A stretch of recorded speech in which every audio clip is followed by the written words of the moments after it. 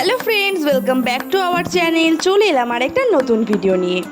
তো তোমাদের আগের সব ভিডিওতে শেয়ার করেছিলাম যে আমাদের ঘর কতটা কি হয়েছে। তো মোটামুটি পুরোটাই কমপ্লিট, শুধু একটা কাজ বাকি আছে, সেটা হচ্ছে ওয়্যারিং। তো সেটার জন্য আমি আর বাবা সকাল সকাল বেরিয়ে পড়েছিলাম ওয়্যারিংয়ের সব জিনিসপত্র কিনতে। তো এটা হচ্ছে আমাদের স্টেশনে যেতে, মানে শেরপুর থেকে স্টেশনের দিকে যেতে চড়ুইভাতি আছে অনুষ্ঠান গৃহ, তার পাশেই আর কি এই দোকানগুলো, সেখান থেকেই আমরা সব কিছু কিনেছি। তো কেনাকাটি করার পর আমরা বাড়ি চলে এসেছিলাম। তার পরের দিন আর কি সকালবেলা এই যে মিস্ত্রিরা চলে এসেছিলো কাজ করার জন্য। তো দেখতে পাচ্ছ আমাদের দুটো ঘর একসাথে আর কি ওয়্যারিং করবে। তো প্রচুর আর কি কাজ, মোটমাট 2 দিন ধরে লেগেছিল। তোমাদের সাথে আমি অল্প অল্প করে সব কিছুই শেয়ার করছি। এটা হচ্ছে প্রথম দিন, যেদিন আর কি সব কিছু লাগিয়ে দিয়ে গেছিলো। এখানে দেখতে পাচ্ছ ফার্স্টে আমাদের পেছনের ঘরটা ধরা হয়েছিল, তারপরে মাঝের ঘরটা ধরবে।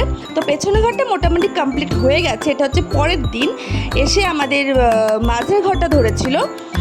তো এখানে দেখতে পাচ্ছ সুইচ বোর্ড সব লাগানো হয়ে গেছে, পাখা মানে সব কিছুই মোটামুটি হয়ে গেছে।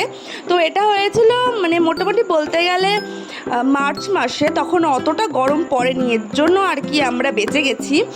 তো এই মুহূর্তে যদি করতো জিনিসটা তাহলে খুবই প্রবলেম হতো। আর এখন যা গরম পড়েছে তার আগে এই কাজগুলো হয়ে গেছে, সত্যি মানে খুবই আর কি আমরা শান্তি পেয়েছি। নাহলে এই গরমের যে কী অবস্থা হতো। তো এটা দেখতে পাচ্ছ যে ভিতরে ঘরে চলে এসেছে। তো এখানে দুজন আর কি মিলে আর কি শুরু করে দিয়েছে এক নাগারে কাজ। তো এতটা পরিমাণে তার মানে কি বলবো, আমি তো ভেবেই পাচ্ছি না কোথা থেকে কোন তার চলে যাচ্ছে।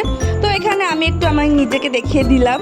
তো এটা মোটামুটি পুরোপুরি কমপ্লিট হয়ে গেছে। এটা হচ্ছে পরের দিন, তোমাদের সাথে আর তেমন কিছু শেয়ার করলাম না। তো কাজ মোটামুটি ওয়্যারিংয়ের হয়ে যাবার পরের দিনই আমরা ভাবলাম যে সব কিছু গোছগাছ করে নিই, কারণ গরম পড়ে যাবে। তার আগে যদি সব কিছু গোছগাছ করে নিই, কারণ প্রচুর কাজ ছিল, অনেক জামাকাপড় কাছাকাছি ছিল, সব কিছু ঢোকানো, আলমারি শোকেস সব কিছু সাজানো বাকি ছিল। তো অনেক কাজ, তোমরা বুঝতেই পারছো একটা নতুন ঘর হলে অনেক কাজই থাকে। তো এখানে সবাই মিলে আমরা আর কি হাতে হাত লাগিয়ে এই শোকেসটা আমাদের আর কি ওই দেয়ালটাতে নিয়ে যাবো। এটা হচ্ছে আমাদের বাইরে ছিল এই শোকেসটা।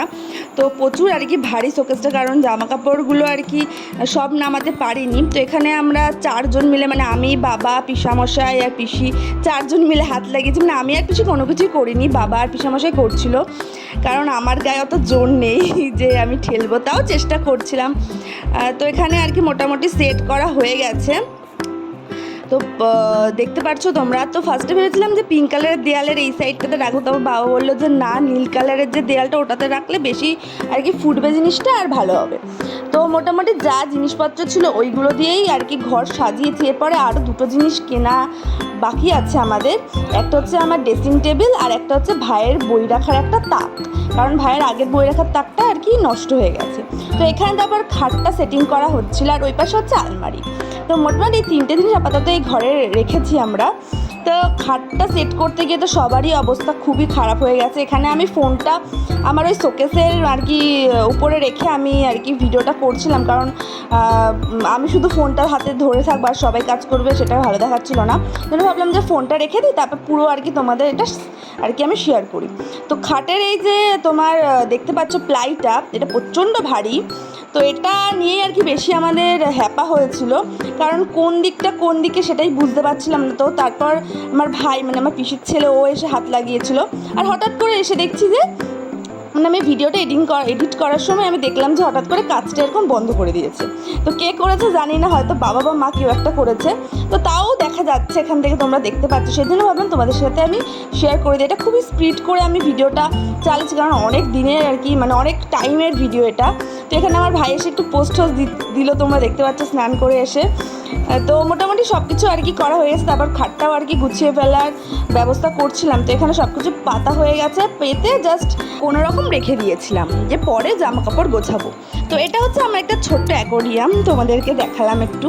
তো এই যে দেখো জামার আর কি ঢিবি, তো এগুলো সব আলমারির ভিতরে ছিল, আর এই শোকেসেও কিছু কিছু ছিল। তো সব কিছু আর কি একটা পটলি করে আর কি রেখে দিয়েছিলাম মনে যায়। তো এই ঘরে এনে তারপর খাটের উপর রেখেছি যে গোছাবো। আর এখানে দেখতে পাচ্ছ যে পুটলিতে সব কিছু, এগুলোও আর কি আমাদের সব শোকেসের কিছু। তারপরে খাটটার মধ্যে দেখতে পেলে যে ভাইয়ের সব জিনিসপত্র। আর এটা হচ্ছে রান্নার জায়গা। তো এখানে মোটামুটি রান্না আমরা তখন শুরু করিনি।